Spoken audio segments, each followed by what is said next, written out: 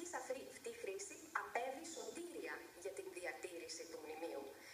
Όσα μνημεία και όσα ιερά παρέμειναν εγκαταλελειμμένα, ευθάρισαν, έγιναν ερείπια με την πάροδο του χρόνου.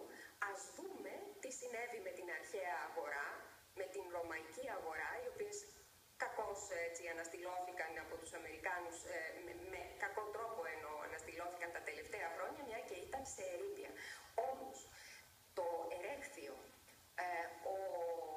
το Θησίο, ναός του Ηφαίστου που επίσης μετετράπη σε ναό του Αγίου Γεωργίου, όπως επίσης και ο Παρθενώνας, ο οποίος χρησιμοποιήθηκε καταρχάς ως ναός της Αγίας Σοφίας και στη συνέχεια μετετράπη απεδόθη στην Παρθένο Μαρία, σε αντικατάσταση της Αθηνάς, την Παναγία την Αθηνιώτισσα όπως λέγεται, παρέμεινε όχι μόνο σε εξαιρετική κατάσταση.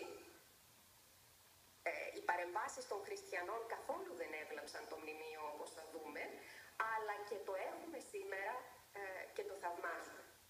Άλλωστε πρέπει να ξέρουμε ότι η διατήρηση των μνημείων όπως έχουν, δηλαδή ως μνημεία, είναι μια πρακτική μόλις των τελευταίων